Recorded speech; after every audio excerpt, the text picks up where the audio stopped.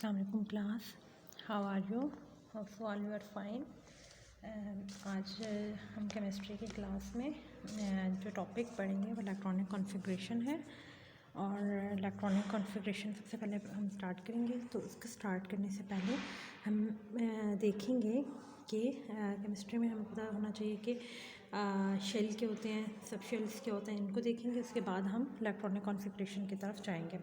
अब सबसे पहले जैसे यहाँ पे एटॉमिक फिजिक्स एंड केमिस्ट्री में हमें इलेक्ट्रॉनिक शेल के बारे में पता होना चाहिए। अब इलेक्ट्रॉनिक शेल क्या होते हैं? ऑर्बिट्स होते हैं। अब वो कौन से ऑर्बिट? ये पाथ आप कह सकते हैं, ठीक है। एक स्पेसिफिक पाथ होता है जिसमें आप फॉर एग्जांपल आप कहीं पर एग्जिस्ट करते हो, वो आपकी डेस्टिनी है, वो आपका ऑर्बिट है जहाँ पर आप जिस पाथ को फॉलो करें, ठीक है। लेकिन हमारा ये डिफरेंट होता है इलेक्ट्रॉन से। अब इलेक्ट्रॉन, क्योंकि इलेक्ट्रॉन्स एक स्पेसिफिक पाथ को फॉलो करते हैं, वो एज सच फ्री नहीं होते, वो बॉन्डेड होते हैं, मींस अट्रैक्टेड होते हैं। न्यूक्लियस या न्यूक्लियर अट्रैक्टिव फोर्सेस उन्हें अपने साथ बाइंड करके रखती हैं, तो इसलिए वो बॉन्डेड होते हैं उनके साथ उनकी अट्रैक्शन होती है, स्पेसिफिक पाथ को फॉलो करते हैं। इस वजह से यहाँ पे सबसे पहले हम केमिस्ट्री में देखते हैं कि इलेक्ट्रॉन एग्जिस्ट कहाँ पे करते हैं। एक एटम में इलेक्ट्रॉन किस किस जगह पर एग्जिस्ट करते हैं, तो वो एक उनका स्पेसिफिक पाथ होता है, या एक कह सकते हैं उनका एक ऑर्बिट होता है जिसके अंदर से सिर्फ वो रिवॉल्व करे हुए होते हैं। अब ये देखिए, जैसे orbit followed by electron around the atoms nucleus, around the atoms nucleus. अब जिसकी जितनी एनर्जी होगी वो इतना ही इलेक्ट्रॉन्स न्यूक्लियस से दूर होंगे, और जो जितने करीब होंगे उनकी एनर्जी कम होगी और अट्रैक्शन ज़्यादा होगी। अब शेल्स, जो फर्स्ट शेल होता है उसे क्या कहते हैं? के शेल, सबसे पहले जो आता है। सेकंड जो होता है वो एल होता है, थर्ड एम होता है, and so on, like N O P Q R, जो भी जैसे जैसे इंक्रीज़ होते जाएंगे उनके शेल्स तो इंक्रीज़ होते जाएंगे।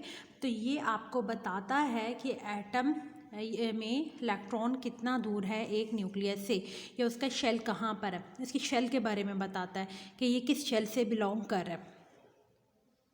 अब यहाँ पे फॉर एग्जांपल आप देखें, ये न्यूक्लियस है, तो ये न्यूक्लियस के अराउंड इलेक्ट्रॉन्स हैं। अब देखें कि न्यूक्लियस का भी, न्यूक्लियस में भी प्रोटॉन्स एक स्पेसिफिक जगह पर होते हैं जिसे हम न्यूक्लियस कहते हैं। सारे एक जगह पे कंडेंस्ड होते हैं, एक जगह पे प्रेजेंट होते हैं, लेकिन इलेक्ट्रॉन्स डिफरेंट अपने ऑर्बिट्स में होते हैं। फर्स्ट ऑर्बिट है, ये सेकेंड ऑर्बिट है, इट्स मीन ये फर्स्ट शेल है, ये सेकंड शेल है। तो फर्स्ट शेल को के शेल कहेंगे, सेकंड को एल शेल।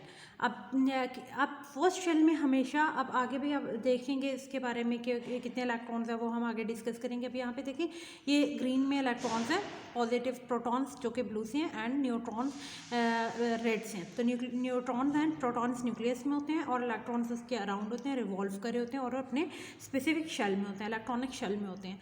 अब यहाँ पे देखिए, हमारे पास एक न्यूक्लियस है। अब इस न्यूक्लियस के अराउंड फर्स्ट शेल है K shell, second L, M, N. अब देखिए, फर्स्ट में 2 इलेक्ट्रॉन, सेकेंड में 8, अब नेक्स्ट में 18, एंड उससे नेक्स्ट में 32। अब ये इलेक्ट्रॉन्स उसके अकॉर्डिंग यहाँ पर अरेंज हुए हैं। अब यहाँ पे हमें पता चलता है कि शेल के हैं के, एल, एम, एन। अब जब उनको ना इलेक्ट्रॉन्स, अब न्यूक्लियस पहले यही उनके बारे में कंसेप्ट होता है कि वो एक शेल में एग्जिस्ट करते हैं, लेकिन जब उनको बहुत आप माइक्रोस्कोपिक लेवल पर स्टडी करते हैं या बहुत आगे डीप स्टडी करते हैं, तो हमें पता चलता है वो सिर्फ एक न्यूक्लियस के एक शेल में एग्जिस्ट नहीं करते, लेकिन शेल में भी उसके आगे मज़ीद सब शेल होते हैं, मीन्स कि उस शेल के भी अंदर छोटे छोटे पार्टीशंस होती हैं जहाँ पर वो एग्जिस्ट कर सकते हैं। अब फॉर एग्जांपल के है, तो ये हमें पता कैसे चलता है? ये हमें उस वक्त पता चलता है जब उसे इलेक्ट्रिक या मैग्नेटिक फील्ड में जब रखा जाता है, तो अपनी उसमें लाइंस में स्प्लिट हो जाता है, तो उससे हमें पता चलता है कि यहाँ पे और भी शेल के अंदर मज़ीद डिवीजन्स हैं, या उसके अंदर डिवीजन्स हैं जिसे हम सबशेल कह रहे होते हैं। के का एक ही सबशेल होता है, वो एस है, ठीक है, वो एस ही है, इसलिए एस शेल में सिर्फ 2 इलेक्ट्रॉन आ सकते हैं, इसलिए के शेल में 2 इलेक्ट्रॉन आते हैं। एल शेल में अब 2 सब शेल्स आ जाते हैं, एस एंड पी। अब इसमें ये सेकंड शेल है, कि हम एल हमें पता है सेकंड शेल है, तो 2s 2p। अब ये 2s होगा 2p। अब 2 में 2 इलेक्ट्रॉन्स आते हैं और p में 6, तो टोटल कितने हो जाएंगे? 8 इलेक्ट्रॉन्स। m में हमारे पास जाहिर है थर्ड शेल आ गया, तो उसके पास एक d भी आ गया, 3s 3p 3d। तो s में 2, p में 6, 2 6, एंड d में 10। तो इस तरह टोटल 18। इसलिए भी हमने पीछे प्रीवियस स्लाइड में देखा था कि जो थर्ड शेल होता है उसमें 18 इलेक्ट्रॉन एग्जिस्ट करते हैं, तो यहाँ पर 18 है। उससे नेक्स्ट है एन। एन में अब यहाँ पे 3 थे तो इसमें 4 हो जाएंगे, 4s 4p 4d and 4f। तो एस में 2, पी में 6, डी में 10 एंड एफ में 14। तो इन्हें टोटल काउंट करेंगे तो ये 32 हो जाएगा। तो इसका मतलब है कि फोर्थ शेल में 32 इलेक्ट्रॉन्स होते हैं। अब हम ये देखें, एस जो होता है उसके ऑर्बिटॉल एक ही होता है, एस एक ही ऑर्बिटॉल होता है, इसमें 2 इलेक्ट्रॉन। पी की मजीद कितने ऑर्बिटॉल हैं? अब ये सबशेल्स के भी मज़ीद ऑर्बिटल्स होते हैं जो हम आगे कभी डिस्कस करेंगे। ये भी आप देख लें कि पी के भी 3 ऑर्बिटल्स हैं, डी के 5 हैं एंड एफ के 7 हैं।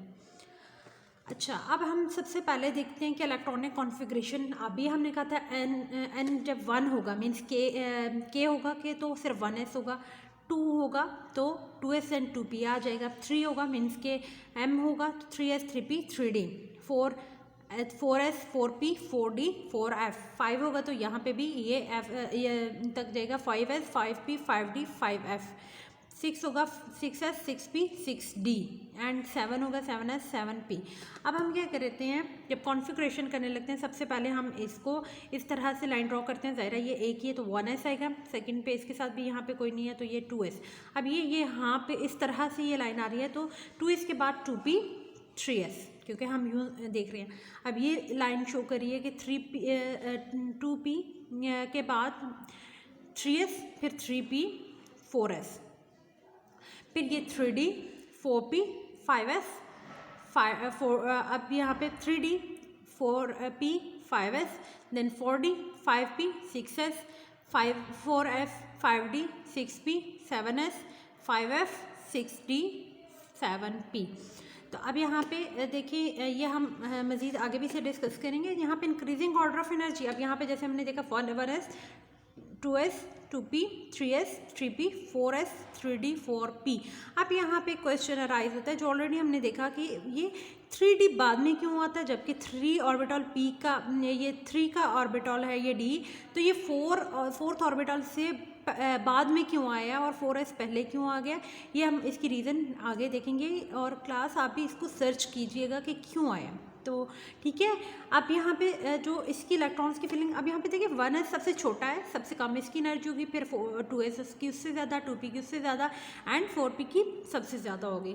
अब वो प्रिंसिपल इसके अकॉर्डिंग, अब वो प्रिंसिपल के अकॉर्डिंग इलेक्ट्रॉन फिल करते हैं सबसे पहले लोएस्ट एनर्जी सबशेल में and then the highest. For example electron की फिलिंग होगी सबसे पहले 1s में, देन 2s में, देन 2p एंड इस तरह से इनकी इंक्रीजिंग ऑर्डर में इलेक्ट्रॉन फिल होंगे। तो इसका मतलब है कि ये फिलिंग इलेक्ट्रॉन जो सबसे पहले 1s में होगी देन 2p में होगी।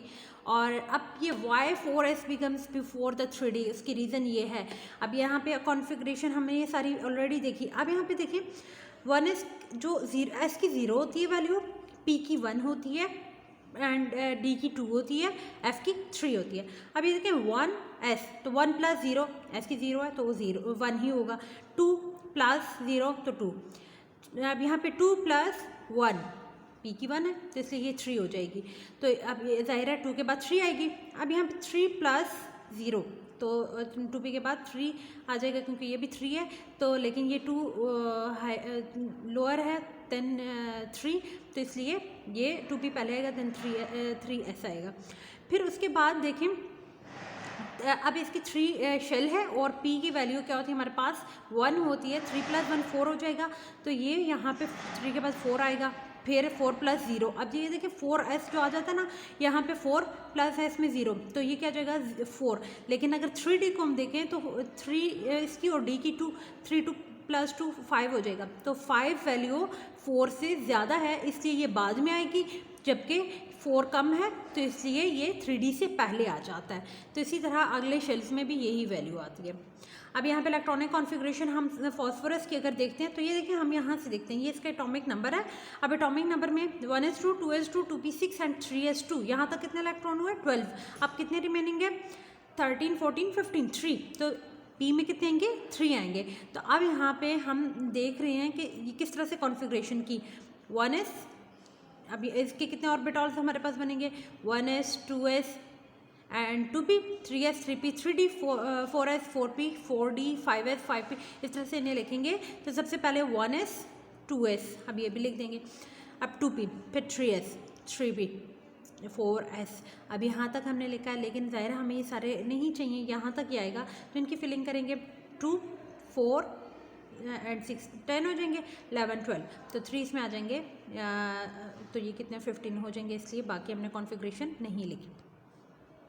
अब यहाँ पे कुछ एलिमेंट्स की दी हुई है, जैसे सीजियम की दी हुई है, तो इसकी configuration 1s2 2s2 2p6 3s2 3p6। अब ये देखें 3d पहले आ गया, 3d 10 क्योंकि d में 10 आते हैं, 4s2 4s बाद में आया।